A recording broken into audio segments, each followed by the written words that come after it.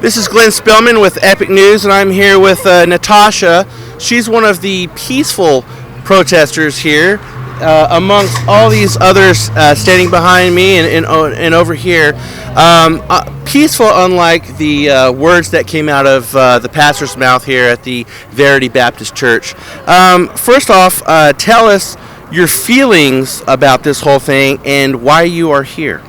Well, I mean, it's atrocious. Yes. I don't want Sacramento represented in this way, in this manner. This isn't us. I think as much as we want to say this could have been us that happened in Orlando, it is us that happened in Orlando. As Americans, we kind of need to stand together on this issue. We're divided enough as it is. I feel that people like this take a million steps back for our nation. We need to move forward. We have to move forward after something like this. One thing I do know that I'm an openly gay Puerto Rican, Dominican, Mexican mother. That's a mouthful. I mean, hey, but a lot of these names I wrote on this board, I wrote my last name on here Wow. once. There's one thing I do have to say is if this had happened to me and my mother was mourning, would I want this man's rhetoric in her ear? Absolutely not. I want to fight for way more peace and love than this. I will not have this in my city. This is not representative of Sacramento. It's all over the world at this point. I want Sacramento to be known for its resilience. I want it to be known as a place of peace and love and freedom of worship of more than anything. And I like this protest. I mean, Florida's on the other side of the United States, and we are here doing the protest. And the gentleman, the pastor, Mr. Jimenez, I call him pastor very loosely, by the way. He was glad that these people died.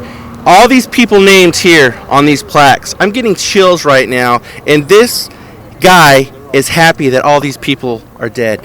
50 people. Think of the collateral damage that their passing has caused not only a family, not only a community, not only a state, but a nation and the world. You guys are a small voice out here, but you are a big voice out here. What else can you say, and what else do you want people to understand about not only these people here, but people like Mr. Jimenez that think the same? Obviously, his congregation accepts what he says because they're coming to church tonight.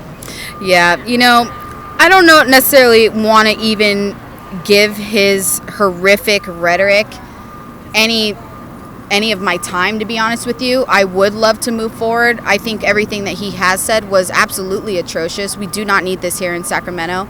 But I also only think that we can only move forward by spreading way more love. Those people that passed away, they do matter. They matter just as much as I do. Unfortunately, they matter. Sometimes I want to say they don't matter as much as he does, but every human life matters. And I stand by that. I want to make sure that this image is loud and proud as possible.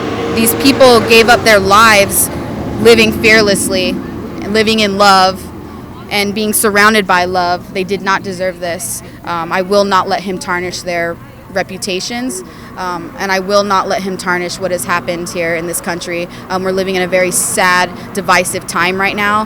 The community needs to stand strong and stand together and absolutely be much more peaceful than what has been happening in this country. Another shooting happened today. Right. It could have been any of us at this point.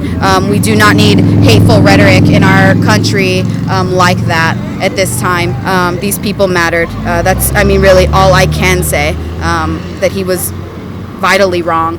Right. Now, the shirt that you have on, Still Loved, and as Kaylin has on, a lot of people here have on. My daughter is eyeing actually one of the tank tops over there.